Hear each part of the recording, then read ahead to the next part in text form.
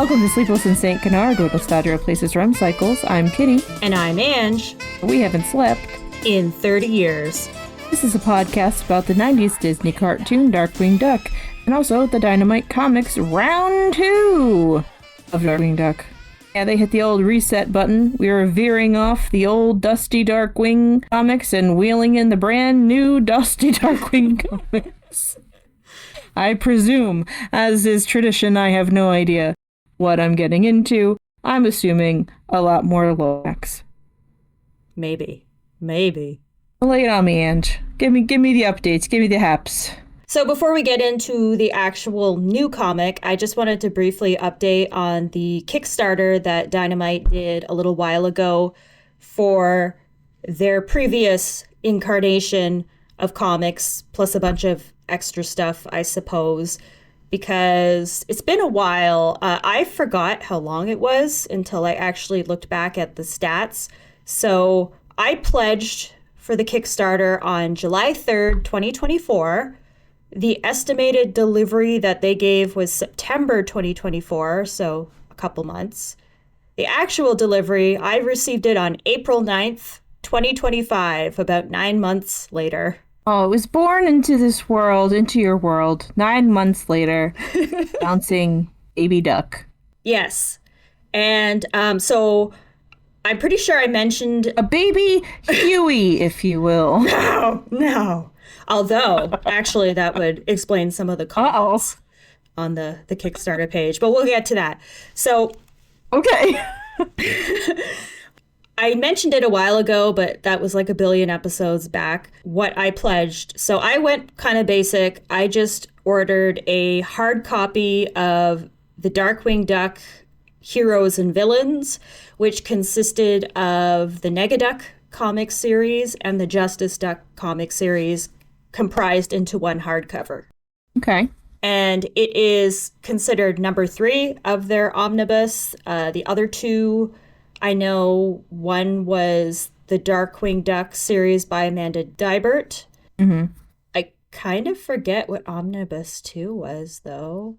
Was it the Disney afternoon ones, like the old ones? Didn't they get the rights to those? They did, and I can't remember if those were in number 2 or if those were actually... I'm just going to pull up the page because I don't want to mislead anyone. Okay, so I'll summarize this because it's very confusing. The Kickstarter had a lot of different things you could pledge for, so I won't go through all of them, but there was the 3 hardcovers. From what I'm seeing here... Omnibus number 1 was Darkly Dawns the Duck, which collects the 4-issue 1991 series from Walt Disney and Disney Comics, Marvel's Disney Afternoon, issues 1 to 10. The oldies. That was number 1. Yes, that's Omnibus number 1. And I didn't get that one because I already own all of the original ones. And I bought them back when people had forgotten that Darkwing Duck existed and was important. So I got them all very dirt cheap, which is fabulous because I think they're now more expensive. And apparently issue number 10 is a white whale that is difficult to find. And I didn't even know that, but there you go. So there you go. Says the 14-issue collection also includes a cover gallery of the previously published cover art and a special foreword from Darkwing Duck creator Tad Stones. So omnibus number 2 is Cowl and Fowl, which is the 10 issues of the Dynamite series written by Amanda Dibert. That's the one that we've already covered with our good friend, the Lorax. Lorax, yes. The Lorax rides again, yes. Yes, and then the one that I got, as I said, it was the Negaduck series and the Justice Ducks all in their own. And then like they have various variations where they have like you can get them autographed, you can get the whole set, you can get a bunch of commissioned artwork from various artists. So like it kind of, there's a lot of different things to choose from. So I kept it simple. I was like, well, at that point in time when I had pledged, the Negaduck series I don't think had even finished. So I thought it would be just kind of cool to have all of that together in one place, even though I did buy some of the issues separately. I just want to say real quick, you said there was various variations. I think that would be a pretty cool band name. That's With various variations. We never play the same song the same. I'm And here then they for it. just like lay on a keyboard. And cry. That's my band. I will confirm. So I received my order on April 9th, 2025. And because I had only ordered a single hardcover, I assume that's probably why I got it a bit earlier than other people. Because as of right now, of me recording this, they're still shipping out Kickstarter pledges, and not everybody has received theirs. And I think it varies with whether or not, like, if you got a signed hardcover, they probably have to send it to the people to sign it and then send it back. Yeah. And also, I should add that even though it was a single hardcover, it was quite heavy. I had to go pick it up from the post office, and it was just this box. Okay, this is probably the Kickstarter stuff. I should add that the shipping wasn't very clear because I did get a tracking number, but it just said it had been shipped, and I couldn't get any, like, it wasn't very clear, like, where it was. And then I received it, and as far as I know, I think on the tracking, it still just says it's, like, in transit somewhere. So I've had stuff like that before. It's like, yeah, it's shipped. Don't worry about it. I'm in Canada, right? They had to ship it to me internationally, and I did have to pay a whole bunch of extra shipping stuff as a result of that. I can't remember if I don't think I had to pay a tariff or anything because this was, April 9th. But I do remember between the actual amount I paid for it and the shipping, it was, cost quite a bit. Mm-hmm. So on top of that, they had reached 2 stretch goals, which includes, little extra goodies. And the 2 stretch goals were a limited edition ash can of Darkwing Duck #1 by Daniel Kibblesmith, which is the issue we will be talking about today. Kibblesmith, great name. Yeah, and it's interesting because I remember when we talked about this Kickstarter initially, they hadn't announced that there was a new series, but in this Kickstarter, they did describe it as a limited edition ash can of the upcoming new series. And I remember saying something to you about, is there a new series? Did I read that correctly? Because it wasn't very clear, and that was, in fact, the case. So what is an ash can? I feel like I asked this question last time. So it was basically what I would consider a sampler of the comic. It's smaller, like a little booklet, but it had the cover for Darkwing Duck issue #1 by Daniel Kibblesmith, and the artwork was by Tad Stones.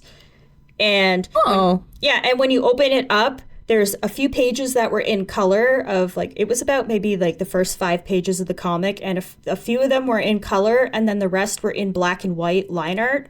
I assume that's because they hadn't even perhaps finished it by that point. It might have still been like a work in progress, or they just wanted to show you a behind the scenes thing. So the cover was Tad, not the art inside. Yes, correct. Got it. Okay. All right. I thought you meant like Tad drew the whole thing. I was about to say, damn, okay. That would be cool. But that would be cool. He has done, and I'll talk about it later, but he has done, as of right now, a cover for every single issue of the new series. Oh, that's nice.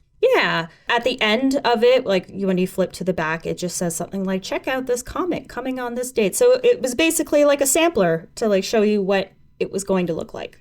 Like a little teaser. Yeah. That's cool. Except that issue 1 had already come out by the time that I received this. So I had already read it. Best of intentions. So I don't know if that was intentional or if that was just because, again, they had planned to deliver this in September of 2024, and they did not. It was 9 months later. So maybe it was supposed to be like a preview or a sneak peek, and it did not end up being that. But it's still like a neat little thing to have. Yeah.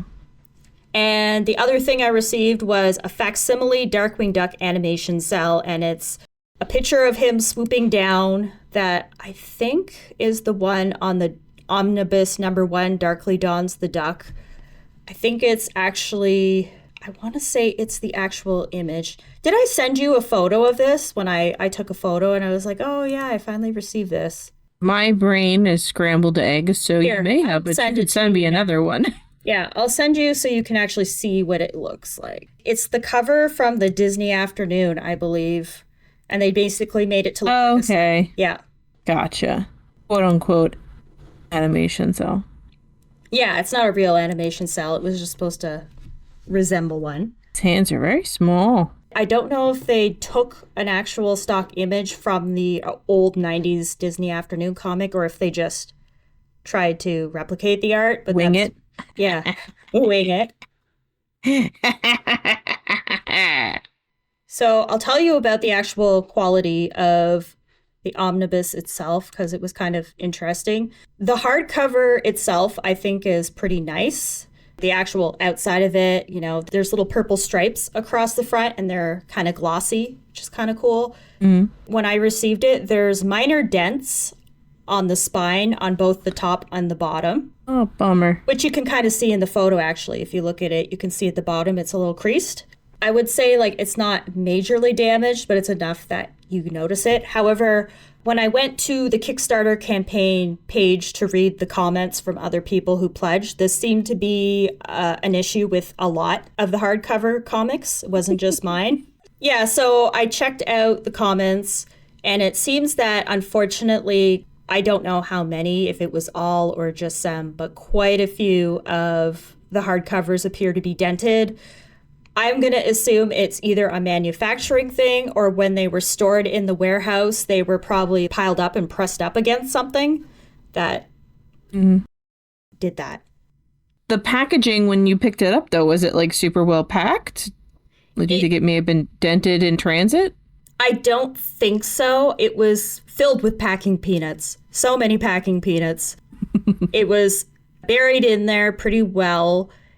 And just based on the fact that so many other people reported the same type of style of denting in the same place makes me think that it was a before issue. Because the box itself was pretty well, at least when I received it, it was in good condition. The box wasn't dented or damaged, and it didn't look like anything inside, anything else was damaged. So you all were on the messed up side of the warehouse. Yeah, and I can't confirm if this is an issue for all the books, but if you were someone out there who ordered the hardcover and you haven't received it yet, just know that could be a possibility.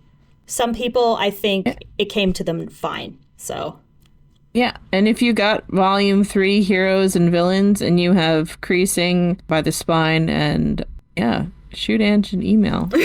Let's run a survey of how many people got the same damage. Oh my god, you guys could be twins with damaged twins. So, yeah, that does look like a hefty tome.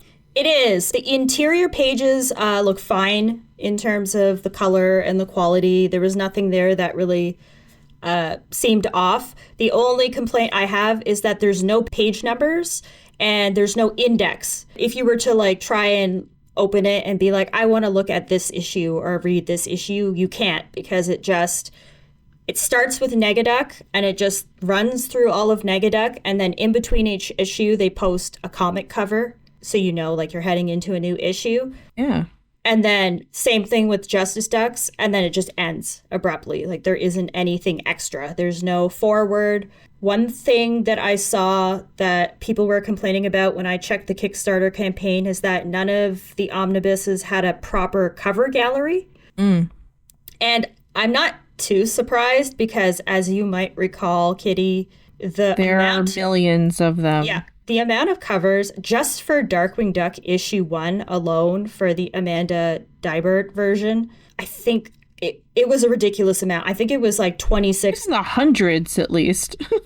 It was at least 26 variants, including those virgin variants where they don't have the title or anything included, and foil editions and stuff like that. It was a lot just for one issue. And then 2,600. There was 80 million. Every 5 seconds they were releasing a new. They hired a kid at Friendly's to draw on a napkin, and that was a cover. Everybody was drawing covers for this. And every subsequent issue had at least, I want to say, 3 to 4 covers, if not more. It kind of varied with each issue. Because I know this because I pre-ordered. You have your choices between these covers, but they're also ratio covers. The comic book store, has to buy a certain amount or has to get a certain amount of pre-orders to get just one variant cover or ratio cover. Gotta catch 'em all. When I went to my local comic book shop, I picked up the ones that I had ordered, but I would also check the racks, and they also had an entire section for ratio comic covers, and I would just go through alphabetically, and I would actually find some of the Darkwing Duck ratio covers there. Even if I had tried to order them, I didn't receive them. I would get like the regular ones, but then I'd find them buried in the ratio. So I think they did get some in, but they were very limited. So I did buy some of them. Not all of them, of course. I don't have that kind of money. The ones I liked, I purchased. You have a stack of comic books. I have so many comic books from just Darkwing Duck. I don't collect any other type of merch for the most part. So it's just a shelf filled with, I have, like I said, I have the old Disney Afternoon. I have the old Marvel comic that covers the Darkly Dawns the Duck episode. And then of course, I have all the Boom Studio and the Joe Book comics and the Definitively Dangerous edition. There's a lot. You got fat stacks of ducks. So many ducks. I digress, though. That I suspect is probably why they didn't have a cover gallery. But a lot of, I think, at least when I was reading back for the Kickstarter, they did mention a cover gallery, at least for Omnibus #1, which was the old Disney Afternoon one. And that makes sense because back in the old days of the 90s comics, they just had one cover. There was no other covers, right? That's the one cover you got and you liked it. Yeah, so if it was 4 issues, or it was 10 issues, sorry, the Disney Afternoon was 10 issues, you just have 10 covers. You don't have to include all the other stuff that isn't there, right? Or if there is variants, there's like 1. Yeah, so needless to say, since I only have volume 3, I can confirm there are no cover galleries. There are just, in between each issue, there are a few covers, but it's definitely not all of them. And I can't speak to Omnibus #2, but as far as I can tell from reading the Kickstarter comments, it doesn't sound like it has a cover gallery, and a lot of people were very unhappy about that. I mean, it's weird that there's no index. Yeah. It's weird that there's no index and no page numbers. Like, that just seems clunky. Yeah, and I'm a little surprised considering it took 9 months for them to get this to me. It feels a little rushed, even though they had way more time than they even said. I know Kickstarters in general can be really chaotic. I don't know who handles what and like who manufactures what, but it kind of sounds like it was put together, but I don't get the impression that it was double checked. And I did read somewhere somebody was mentioning that there was typos in some of the things that were not in the comic. Like the actual comic issues are what's already been published, so those are fine, but I don't know, all the in-between titles, anything that was added for the omnibus, there's the occasional typo or thing like that. Did they get like slammed with backers?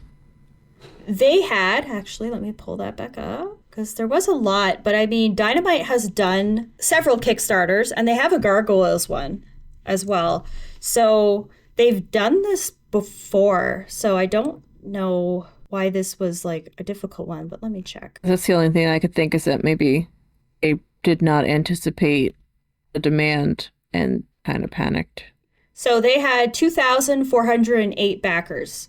Okay. And if we do the math and we assume that every single person is going to get the ash can and the cell, and then depending on what they ordered in between that, hardcovers, soft covers, autograph stuff, I would multiply that to be probably in like, I don't know, what do you think? 4,000 to 5,000 items that they probably have to put together? How dare you try to get me to do math? I refuse. That's not what this podcast is about. I'm leaving.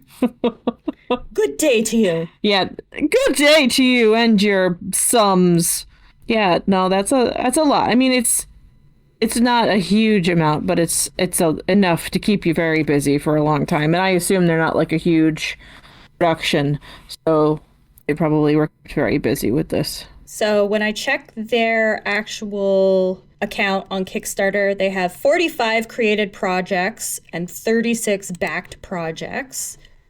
So they've done a lot of them, and I'm just trying to see because I know I saw the Gargoyles one, and I feel like that one made even more. Okay, Yeah. So they also have a 30th anniversary Disney Gargoyles collection, and that one had 6,225 backers.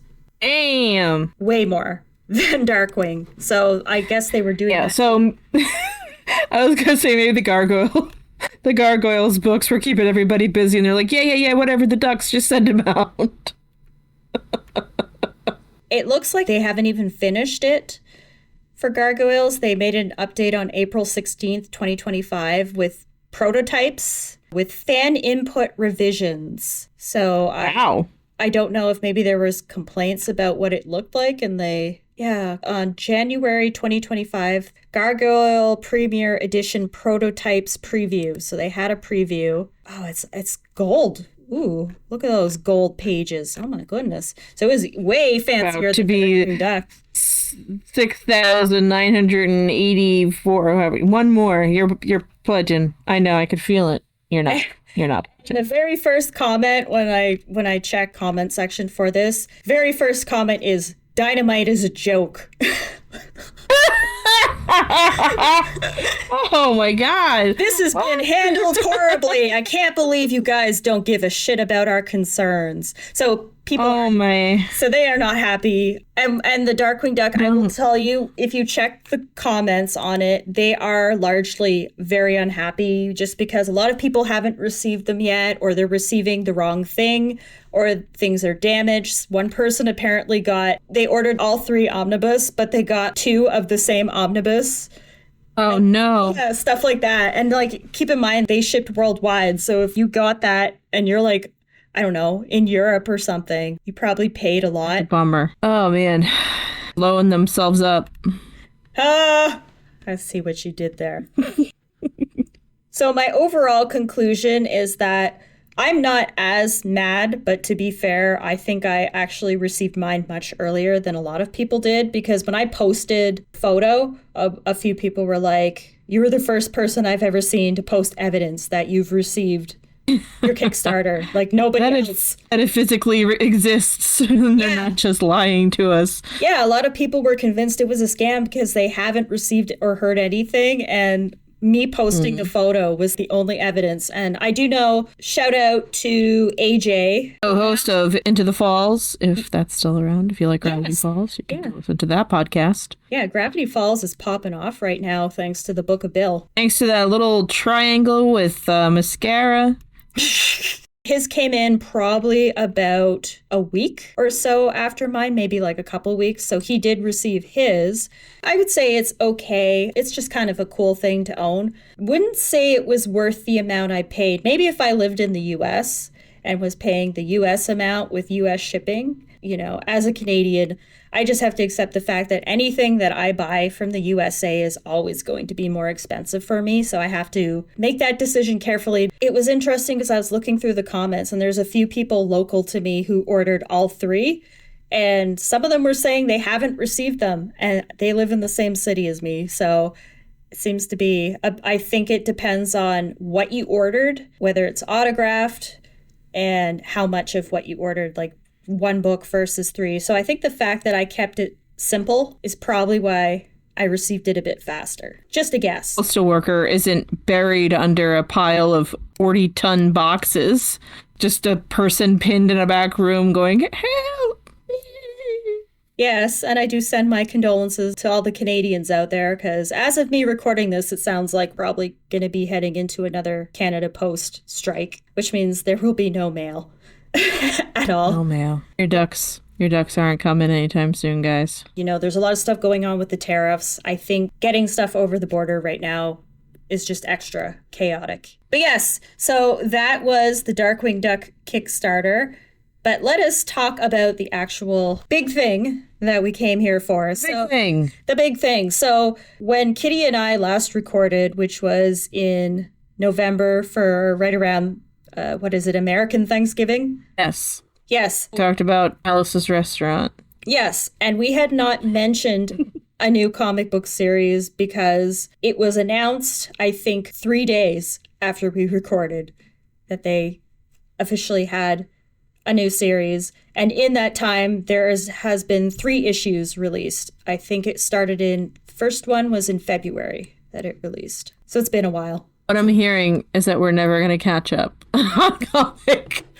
on comic episodes. We'll be recording these for the next 3 years, and then they'll release like 10 more. They just keep coming. I'll break it down for you. Basically, different writer, different artist, same publisher. All of you who are just tuning in and perhaps don't know the weird, varied history of Darkwing Duck comics, because it really is kind of, I don't know if this is normal for comics, but Darkwing Duck has had several reboots of the comic. I would say there's no canon comics, not to be controversial or anything like that, but there's been so many versions that go in different directions, and then they just are like, never mind, and then release a new series that is different. Just kidding. We had the old school 90s comics, which were in line with the cartoon a bit more, because they were written around the same time as the cartoon. And then there was just a long, painful, silent gap in our souls and hearts where Darkwing Duck was just seemingly forgotten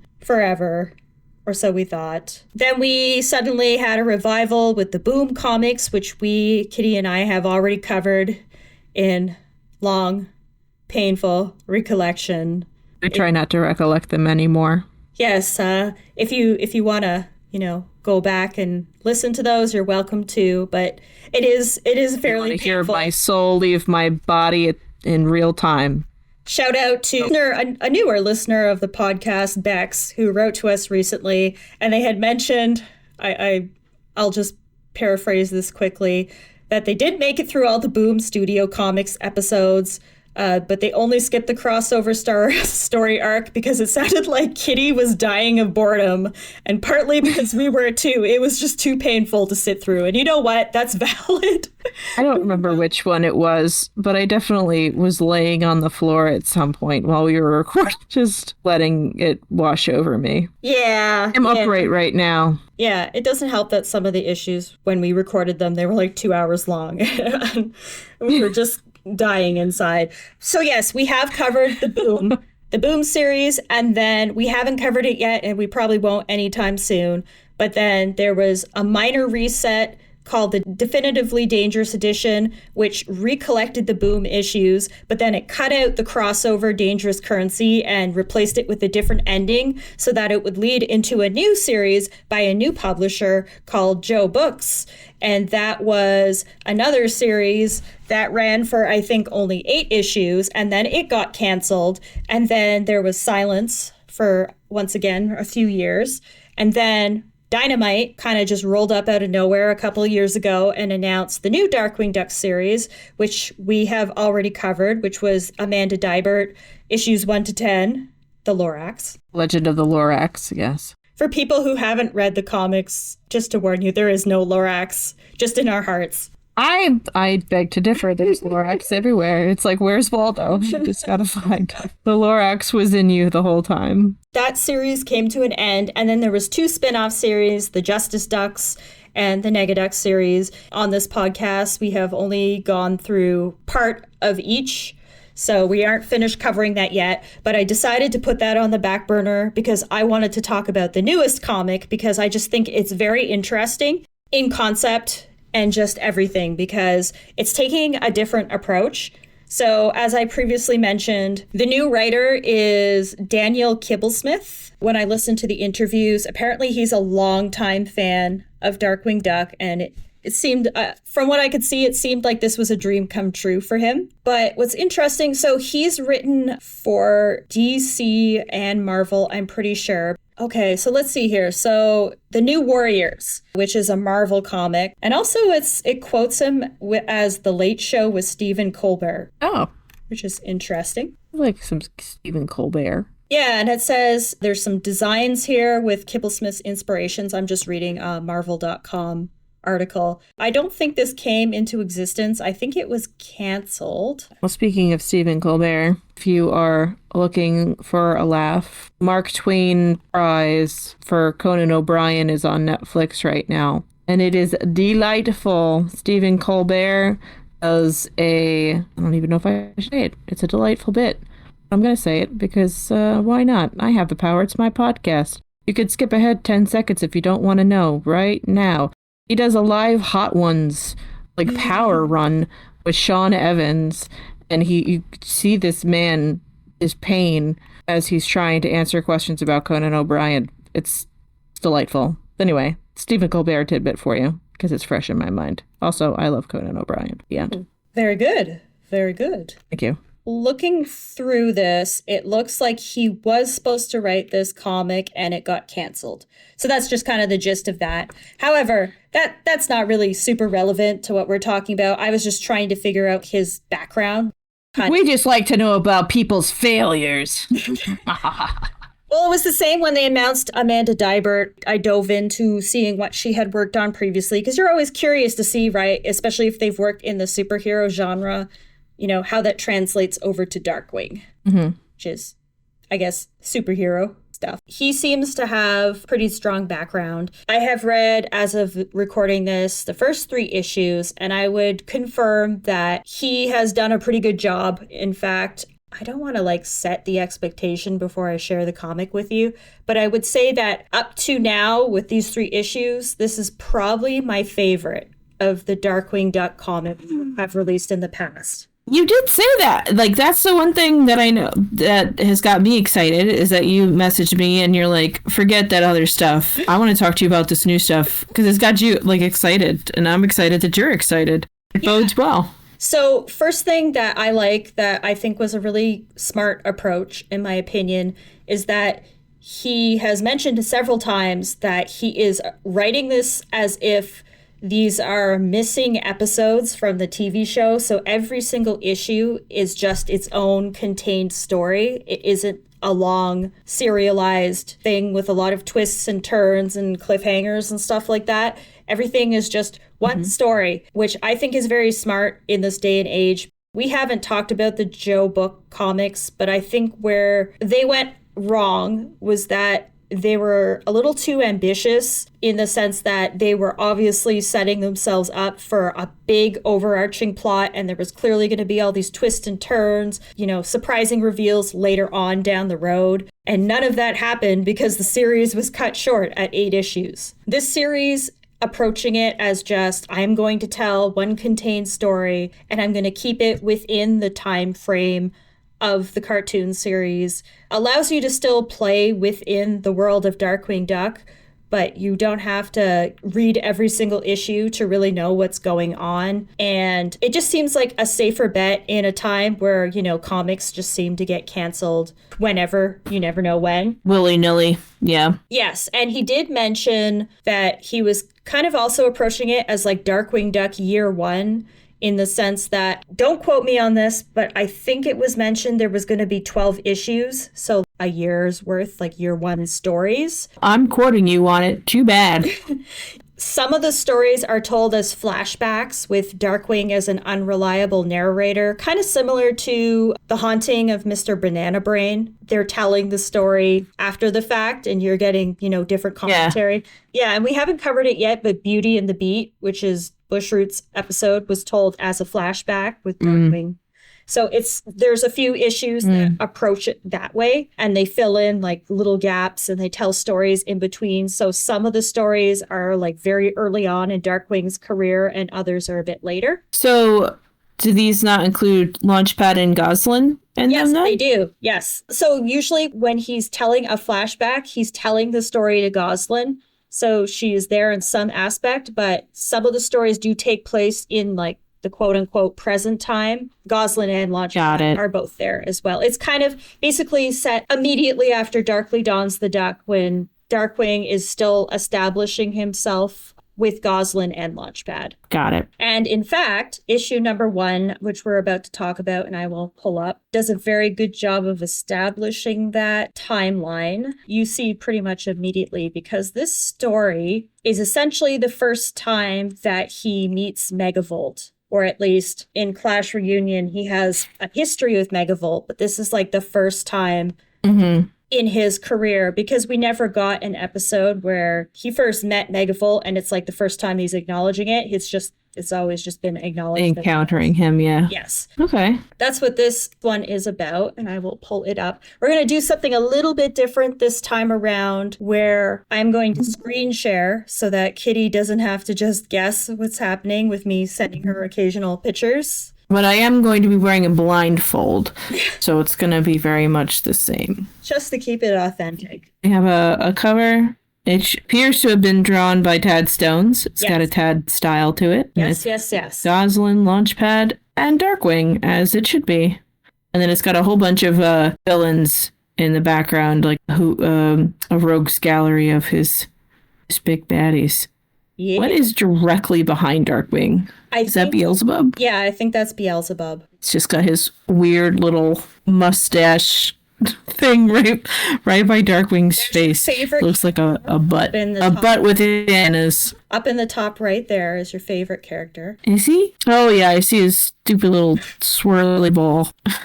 Is he though? Oh, yeah. Is he? Is he really? Is he really there? Yeah, we got He Who Must Not Be Named and Paddywhack, Tuscarnini, the hat alien guys. Flarg. The Bugmaster. Flarg. Beelzebub, Splatter Phoenix, Bushroot, looking like, I don't know, he's looking pretty crazy.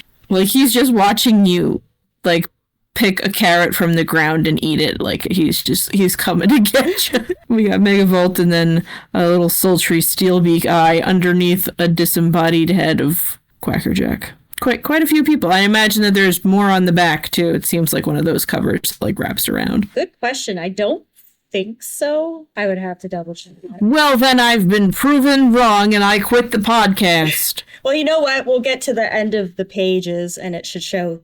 I think it should show the back of it on this. Let's build the suspense. Okay, so Darkwing Duck number 1. Forget that other number 1. This is a different number 1. It's a different one, not to be super confusing, because it is also Darkwing Duck Dynamite issue 1, which could be very confusing. The only way that you really know is it's just a different writer and different artist. Mm-hmm. So the interior artist is a duo, Brandt and Stein, which you will see in a moment. I do recall I did manage to get the actual Darkwing Duck physical issue with the Tad Stones art, which made me very happy. And I can't remember if it was this one or issue 2 that I got a foil edition to, that I dug up at the store. Oh, nice. So it begins. The city of St. Canard. Night. Tell me a story. I will tell you the story. I like that there's like a little, who am I? But you see like Darkwing Duck's little hat hanging over the dialogue box. Yeah, it's cute. Can you see it well, like from where, like the whole thing? Or I can see it, but I can't read it. Okay. Just wondering. I can't make the box big enough to read it. That's okay. I can walk you through it. So he's just narrating himself. He's saying, I am the... what's something ominous? The unease? The mild discomfort? No. Terror. I am the terror that flaps in the night.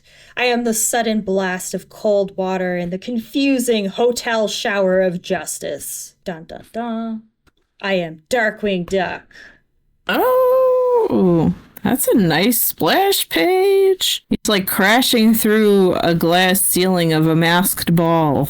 And it's real low perspective when we just see him smashing through the ceiling, which I'm sure he meant to do, but would be very funny if he didn't mean to do. Continue. Because of all that sharp blast that's just going to fall on all these people. Yeah, we're raining down on these particularly wealthy-looking people.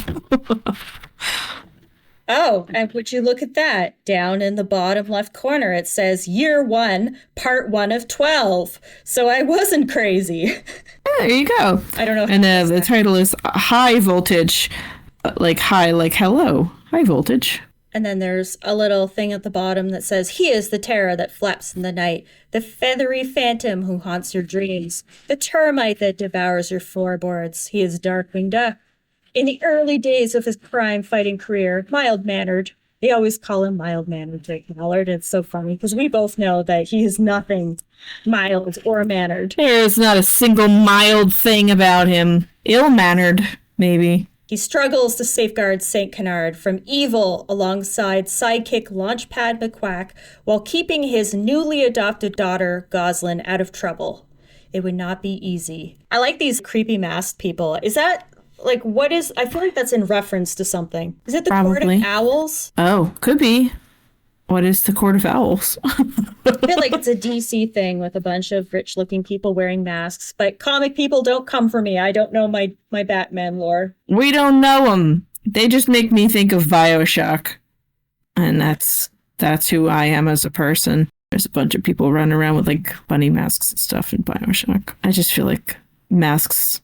But they're like animal masks on animals, so it's kind of funny. Yeah, and it seems to be, for example, some of them look like dog face people potentially, and one of them might be wearing a dog face mask, but then there's a guy that's wearing what looks like a pig mask, another guy's wearing a duck mask. They're having a good time. Yeah. No, they don't really look like they're having a good time anymore, though. No. So Darkwing says, "Too long, you wealthy criminals of St. Canard have feasted on the spirit of our fair city. That ends tonight." And they're all just kind of staring at him. And then they all whip out a bunch of weapons, which is really great. I love when they do that. One of them's got a plunger that just says plum.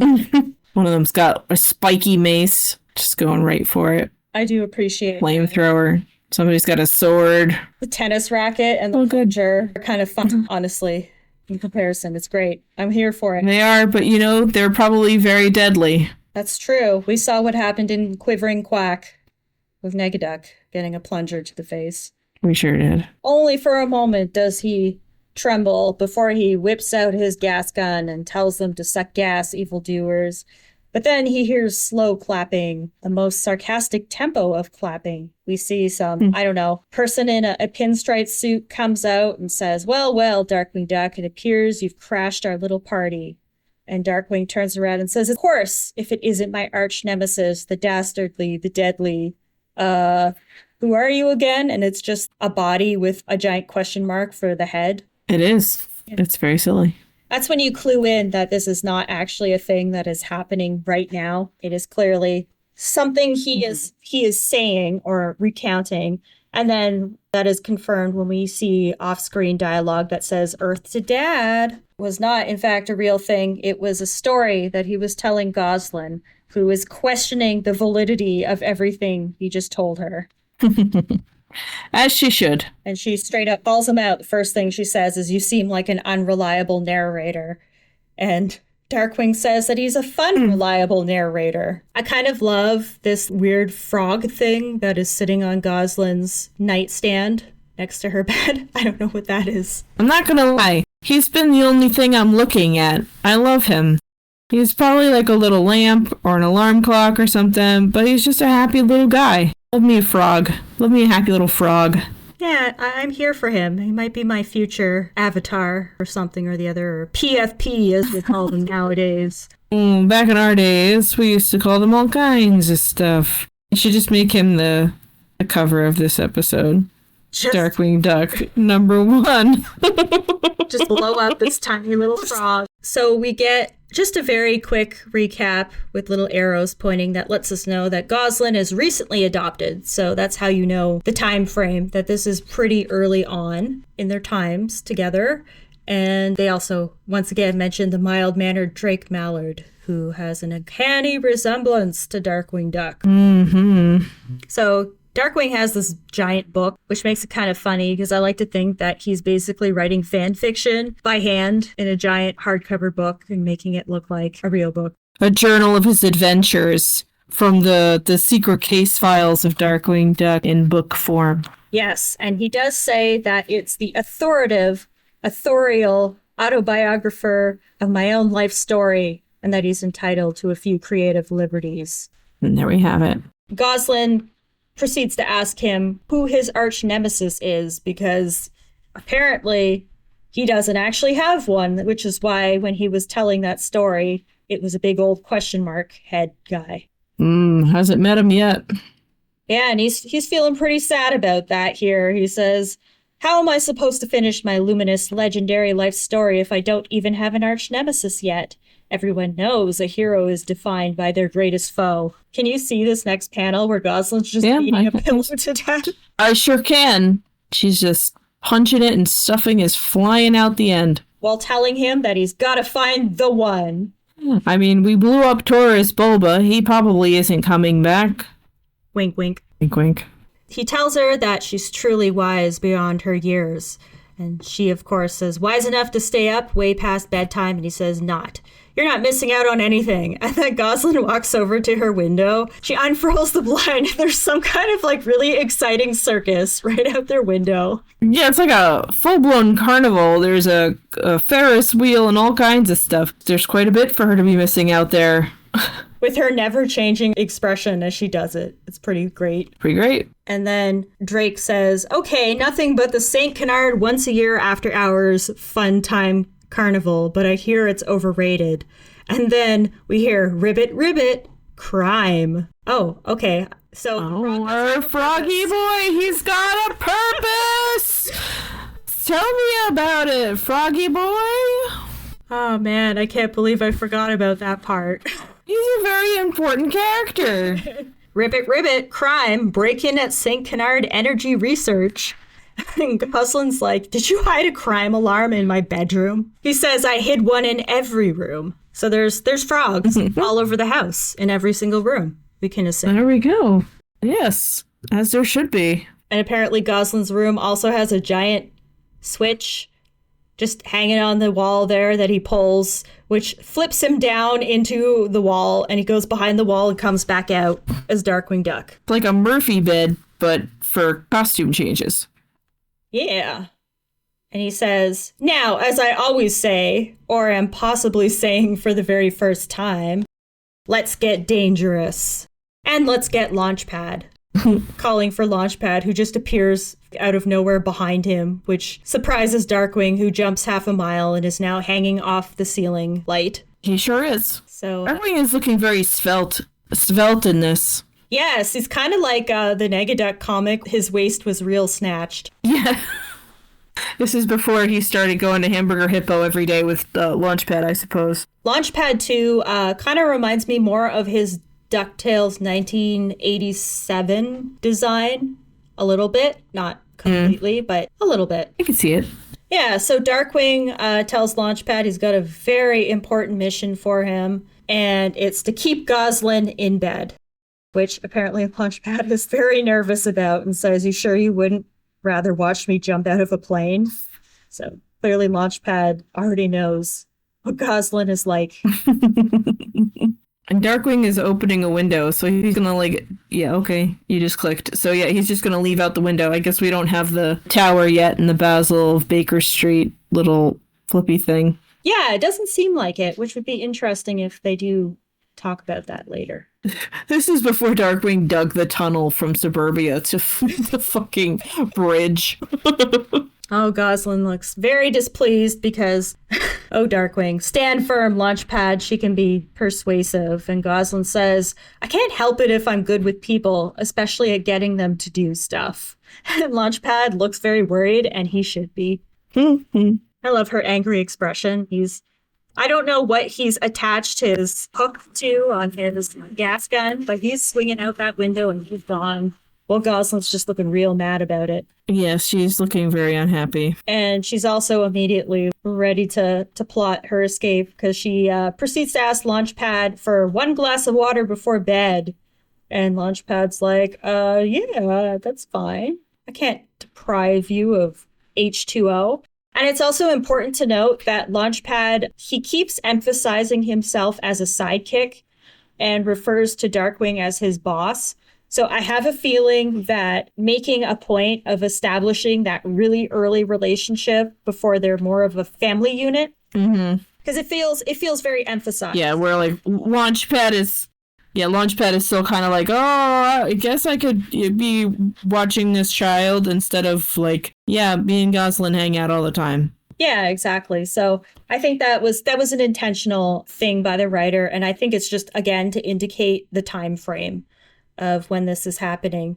And then we see off screen that Launchpad couldn't deprive the boss's daughter of life-giving H2O. What am I, some kind of evil lunatic? And then it swaps over to the scene with Megavolt holding a very beautiful battery and laughing. And he has broken into an energy research lab and tied up all the scientists who are very unhappy about that. When in lab, must tie up scientists. And he, of course, throws out a pun. Oh, that's right. You're a little tied up at the moment.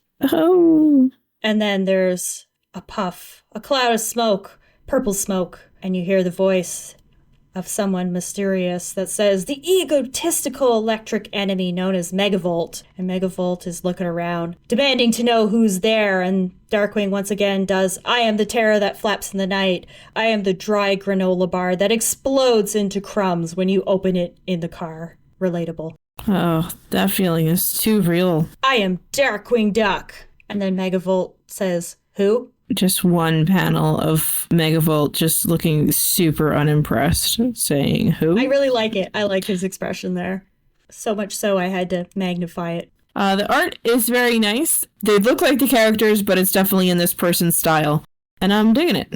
I was wondering if you were going to bring that up, because I was going to wait till the end to talk about the art style, but I figured as if I'm showing it to you now, you'd probably have some thoughts. Because, yeah, you know what? It reminds me of the old Darkwing Duck comic that covered Justice Ducks, in the sense that it was close enough to the style, but it took its own creative liberties in expressions and certain things. It kind of reminds me of that in some ways. It's got really nice energy to it, too, like the posing, and there's been a lot of like perspective and stuff.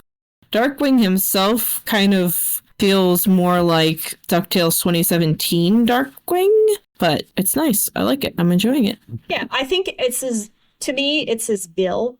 It's a bit short, and the swoopy edge of it is a little pointy, which I think reminds people of DuckTales 2017 style. His eyes are kind of square is what's giving me that. Yeah.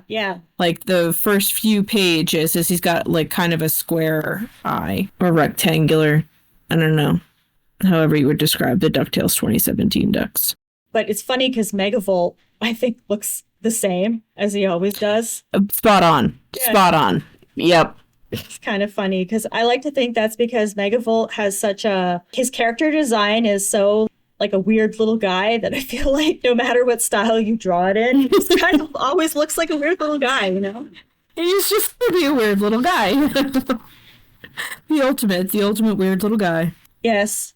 And right now, he's being a smug little guy because he's telling Darkwing he has no idea who he is, doesn't ring a bell. And Darkwing, of course, is super insulted.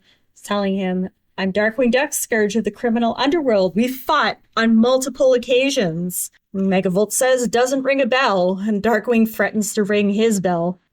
While he's all wrapped up in attacking Megavolt, the scientists in the background are trying to get Darkwing's attention and warn him about something, and naturally he isn't going to listen.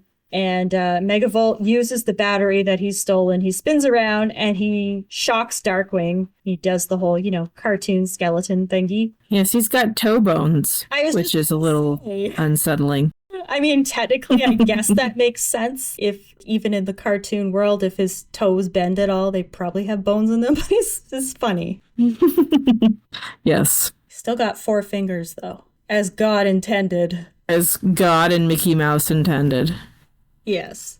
So Megavolt gets away. It says a few unconscious minutes later, and the scientists are saying that he got away with a max capacity super battery, which of course Darkwing doesn't know what that is. And they say it's an experimental battery capable of holding an infinite charge so that it might power a vehicle that could fly around the world 20 times without needing to refuel. And then Darkwing says, really? No pit stops? Hope that vehicle has a bathroom. Bathrooms exist in this universe, kitty. That's a lot. Well, he didn't say anything about a toilet. If you ever just want to go in that room and stare in a mirror, take a shower. But nothing else. Toilets elude us. Toilets elude us in the dark. That's the comic that I want to see. Someone really putting that toilet in there. I don't want to see that comic. Don't send me that comic. I'm lying. I think that's a fair warning to give. You know what people are going to send you. It's not good. I don't want it. So the scientists say that Megavolt did nearly drain the battery when he used it to zap Darkwing. And it's useless until it's been recharged. So he has to go find somewhere to get more energy. Darkwing is very quickly, trying to deduce it. He says his next stop will be finding a place to charge it up again. But where? This quandary will require all of Darkwing Duck's dazzling deduction skills. And immediately a scientist is like, hey, did you know the carnival is in town? And Darkwing immediately just ignores him. And he does that thing where he just continuously rambles on and tries to go from point A to point B. And it's beautiful. Megavolt needs to charge a battery. The mental gymnastics. And in the background, all of these scientists are coming back from the carnival and talking about how it's such a great carnival. Well, he's most popular batteries are double A's, and double A is the second highest level of minor league baseball. St. Canard's minor league baseball team is called the Fireflies, an insect known to glow on summer nights to the delight of children. But what else glows on summer nights and delights children? Of course, the only place with enough power to charge Megavolt's dead battery is the St. Canard once a year after hours fun time carnival. It's always so impressive that he winds up at the correct answer with the absolute craziest route to get there. This is the point in the comic where I was like, this is pretty good. When I was saying that, yeah, of the comic series so far, this feels like, because Darkwing has done that in the show where he just comes up with the stupidest conclusions, but he still ends up, like you said, where he needs to be. Mm-hmm. It doesn't make any sense, but he's still there. Good thing I instructed Launchpad to keep Goslin in bed, he says, as we immediately switch to Launchpad and Goslin at the carnival. And Launchpad looks like he was just he blinked and suddenly he was at a carnival and he doesn't know why, which is very Goslin. He's in a fugue state. Goslin's hypnotized. Got a giant thing. Got a giant teddy bear. Yeah. With a little bow tie. He's so cute. Remind me how we got here again? It's kind of a blur. And then Goslin actually walks him back and says, I asked if I could have a glass of water, and we both agreed the best water was at the Hamburger Hippo on 4th Street, which just happens to be next door to the carnival, where you could smell the cotton candy. And you said, it's a shame Hamburger Hippos don't sell cotton candy. So here we are. And Launchpad's like, oh, that makes sense. Sure does. Good job, Launchpad. And then we see Megavolt is also at the carnival. Alas, poor battery, I barely knew you, and now you're dead. Dead! All thanks to that dim-witted what's-his-name duck. If only there was a way to recharge you. Oh, universe, give me a sign. And then there's the name of, I don't know, some kind of ride that lights up in front of him. It looks like the roller coaster. Roller coaster, and it's called the Charger. That'll do it. Yeah. It's pretty great. I can really hear Megavolt's voice in this, the way he's talking about the battery. Yes. Yeah. Spot on. And of course, Goslin and Launchpad are heading straight to the Charger. She says, oh, we can't leave before we ride the Charger. And Launchpad says, well, I can't resist simulated plummeting then. It's off to bed afterwards, okay? Almost like crashing. That's what he means. So I like this panel just because Megavolt's in the background just marching up, and the ticket guy just looks like the angriest person on the planet. It's a teenager that works at a carnival. They're contractually obligated to be furious. Yes, and meanwhile, Darkwing has just arrived as well, and he sees that Launchpad and Goslin and Megavolt are all heading towards the same location, and that's not good. No. Darkwing, he's initially angry. He says, a villain targeting a carnival where my own daughter could get hurt. It's diabolical. It's despicable. It's exactly what an arch nemesis would do. And suddenly he's very excited. He may have found the one. Oh, put a ring on it, Darkwing. And then Megavolt over here just throwing the sick burns. I don't even know if I call this a sick burn, but... He just says to Launchpad, excuse me, sir, and I use that word loosely. Oh, wait, he's not talking to Launchpad. He's talking to the little guy controlling the roller coaster, which is even ruder. Again, these little teenagers. These poor teenagers. But he asks the teenager, are these the generators that, power this massive roller coaster? And the teenager says, what do you think, man? And Megavolt doesn't take that guff. He says, I think you better get out of my way. Dude's he looks very evil. Yeah. I like how the guy is clutching the panel that is split in half. Yes, he's like gripping the border of the next panel. I think that's pretty neat. Get out of there, pimply teen. And of course, Darkwing has shown up. Says, not so fast, Megavolt. Stay back, random child. Darkwing Duck has it from here. And later we're going to discuss the sanctity of bedtime. And Megavolt is just really confused.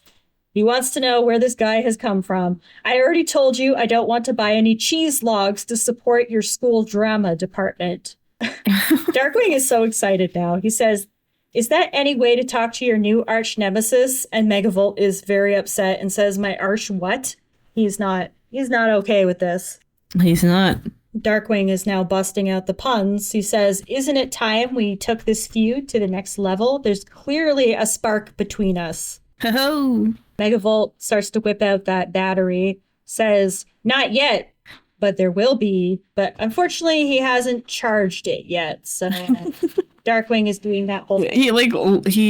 He jabs it at him like it's a fencing saber. Yes. Just to kind of fizzles. It's pretty funny. Darkwing's yawning. He's unimpressed. Looks like you're out of juice, Sparky. How about you hand over the battery and we take a relaxing ride to the police station? And Megavolt's just like so repulsed by Darkwing in general. He tells him to get away from him because he's worse than Static Kling. And then Darkwing whips out a survey on a clipboard and says, on the way, you can answer my short 300-question arch enemy compatibility quiz. He's looking so hopeful. Pump the brakes, man. And then the teenager's like, I haven't checked your heights yet. I feel like Megavolt is tall enough. Jury's out on Darkwing. Yes. So Megavolt zaps the roller coaster on. And we get ourselves a pretty funny, what I can only describe as not Pepe Le Pew chasing that poor lady cat from the old cartoons. Not that exact energy, but something kind of indescribable where Darkwing is just repeatedly begging Megavolt to be his arch nemesis and trying to talk him into it while they're on a roller coaster that's going in circles and doing loops, speeding up. And Darkwing's like, okay, first question. Where do you see yourself in 5 years? 3 with good behavior.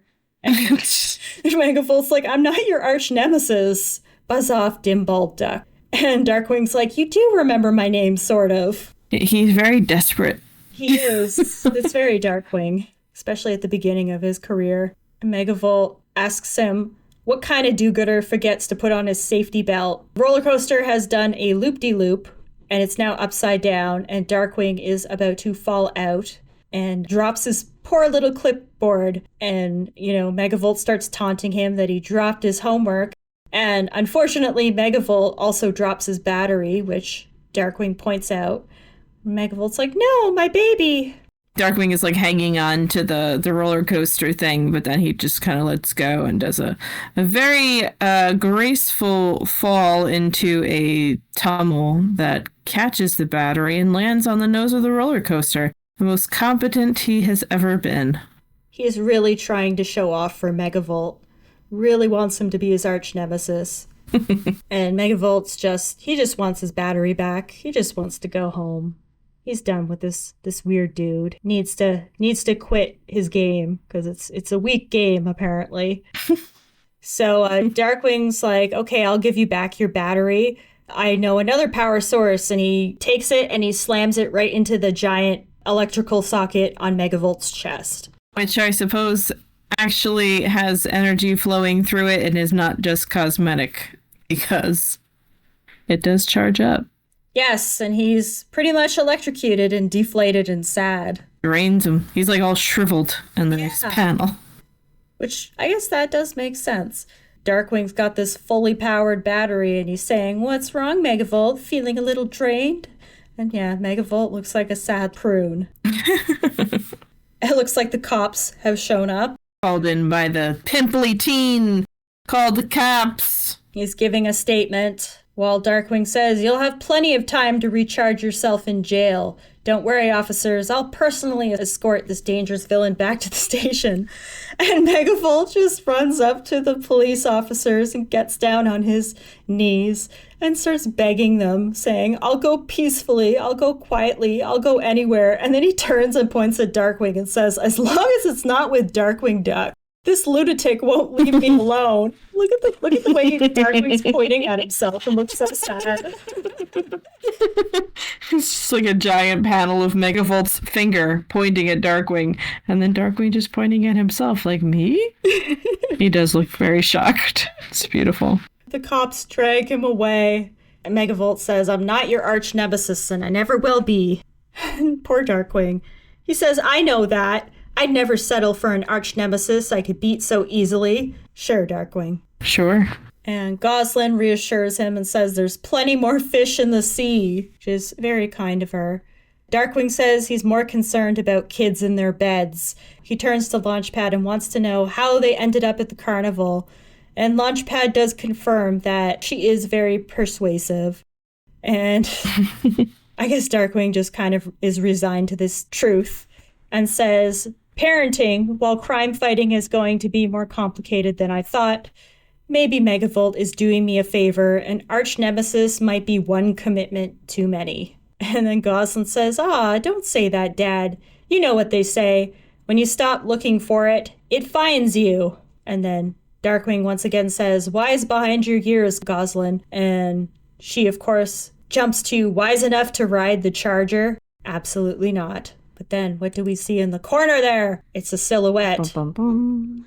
A silhouette that clearly looks like Bushroot. And it says, but while Darkwing isn't looking, what classic Darkwing Duck villain will strike next? Find out in 30 days in the continuing saga of Darkwing Duck. And that is issue 1. Da-da-da. There it is. Oh, alternate covers.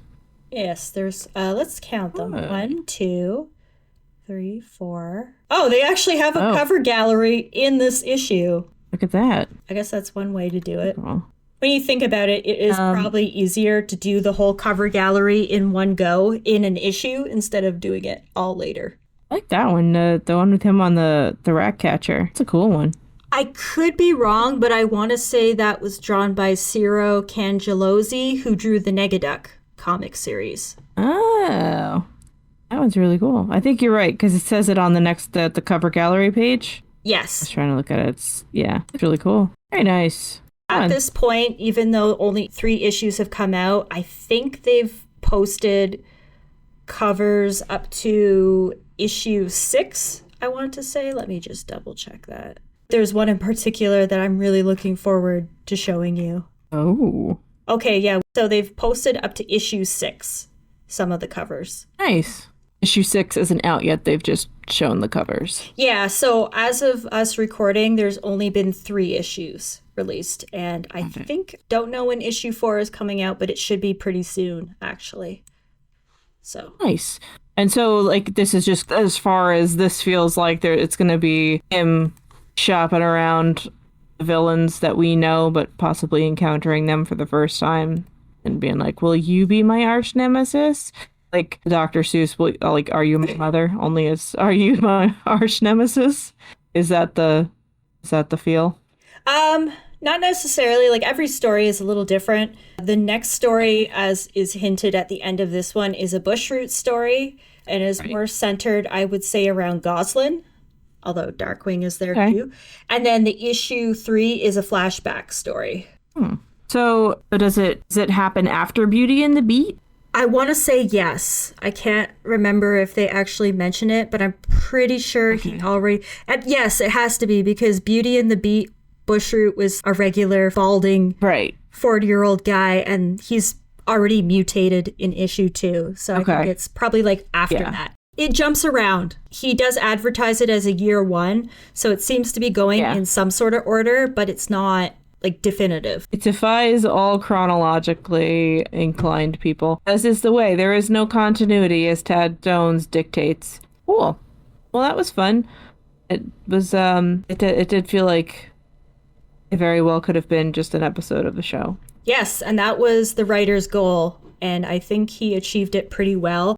One thing that I'm kind of excited about, there's supposed to be 12 issues. They haven't revealed a whole lot aside from up to issue 6, but because it's filling in the gaps, I'm very curious if we'll get a story about Morgana's reformation. Yeah. I don't know if she would be part of year 1, depending on how... Like, I don't even know what counts as, like, the first year for Darkwing, but... Yeah. I don't know. I assume so. Bushroot is next, and then the next one is probably Quackerjack, right? No. Oh, is it Lilliput? No, not yet. Okay, good. Don't do it to me.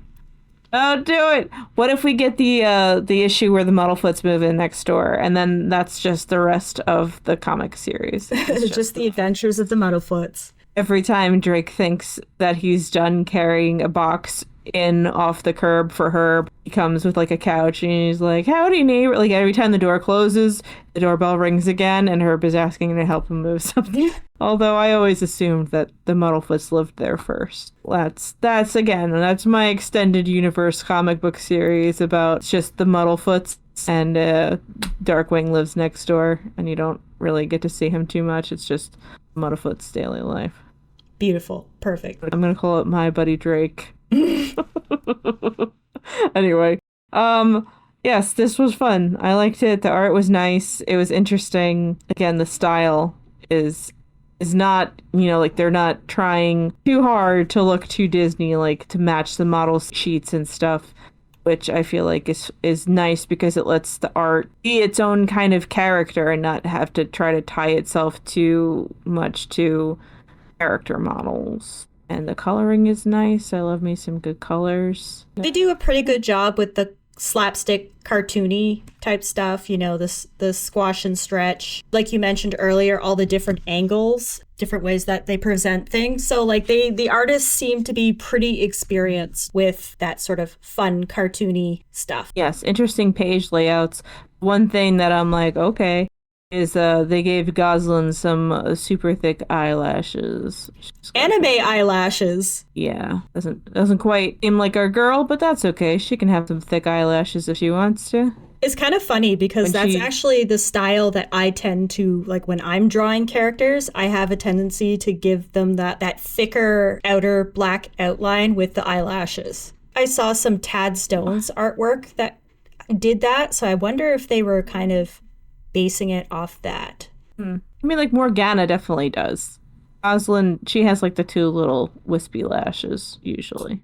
She looks very cute though. Yeah, she does. No, it's not a real critique. It's I like just an this observation. This last one where Darkwing's hoisting her onto Launchpad's shoulder. She looks very cute. Yeah, they do, and the backgrounds are really nice. Yeah, so far it's been pretty promising. Like I said, there's only 3 issues, so I can't say for sure if like every issue is going to be like a hit. I've enjoyed the ones that have come out thus far. I have a feeling that Negaduck is going to be saved for last, just based on I have theories about what he's going to talk about and reveal if it's supposed to be missing episodes, because it means there's the potential that we'll get Morgana in her villain era if this is year 1, and we pretend that year 2 is maybe when they start their relationship. So we might get some more Morgana as a villain, which would be really cool because we love us a baddie Morgana. Yeah, we love a bad bitch. And Negaduck, I think it would be interesting if they did an official, because again, in the cartoon, his first appearance is basically just as Justice Duck's when Darkwing already knows who he is. So it would be kind of cool if we get an issue that actually fills in that gap when he first meets Negaduck. And you see the sewer from whence he came. Yes. Aside from your good friends, the Muddlefoots, is there anything that you would hope to see for storylines that fill in the gaps on the show? Nothing really comes to mind. I mean, I feel like we have origins for most of the villains. Negaduck is really the big question mark. And even in this, it's like Darkwing was saying that he's fought Megavolt dozens of times before this one. And Megavolt still has no idea who he is. So I guess that builds on the Flash reunion thing. And then, however many times he's encountered him since. Yeah, I don't know. I feel like maybe if we see... It could be interesting if they do, like, how Darkwing gets hooked up with Shush. That would be we cool. don't ever really see how that connection happens. Because Darkwing is just kind of... He is efficient, but he is also kind of bumbling. Not that Shush is any more efficient, apparently. But, like, how those two dots are connected. It just seems like that's a holdover from the Double O Duck days where it's like, well, we wanted to do this, so we're going to keep it in. They just ran with it, but we never really found out how he got connected to Shush. Yes, I agree. So yeah, that is issue number 1.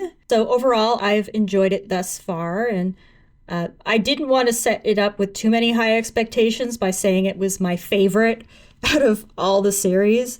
But in terms of, like I said, the dialogue, just even alone with Megavolt when he speaks and when Darkwing's trying to deduce where Megavolt is, that feels very much like something that's from a script from the TV show.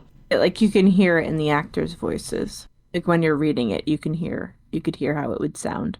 Yes, exactly. So I like it, and we will continue in the future. We will talk about all of the issues as they unfurl. The fact that it's supposed to be 12 issues excites me, because I think only the Boom Studios arc only made it to 12 issues technically, and technically more than that with the DuckTales crossover. So I do like the idea that it's the first year, and so it's 12 issues for every month. Yeah, no, that was very clever. Like it. Heck yeah. Let's see more of it so that we can get our Drakelikoff meet cute.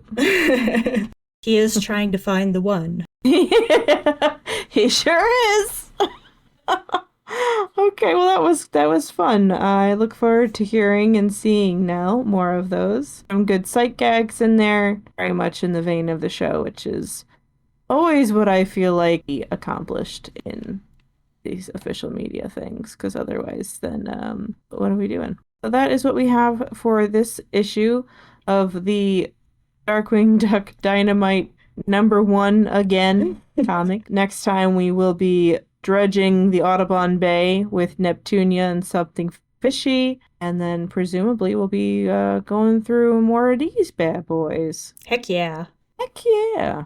Anything else we want to leave for the people before we do our little big off? No, I think we covered everything thus far, and I am very much looking forward to sharing some of these future issues with you, for sure. I look forward to hearing them. But until we do that, just remember, a crime and all-night fun-time carnivals never sleep, neither do we. Wear your seatbelts. You must be this tall to ride. And listen.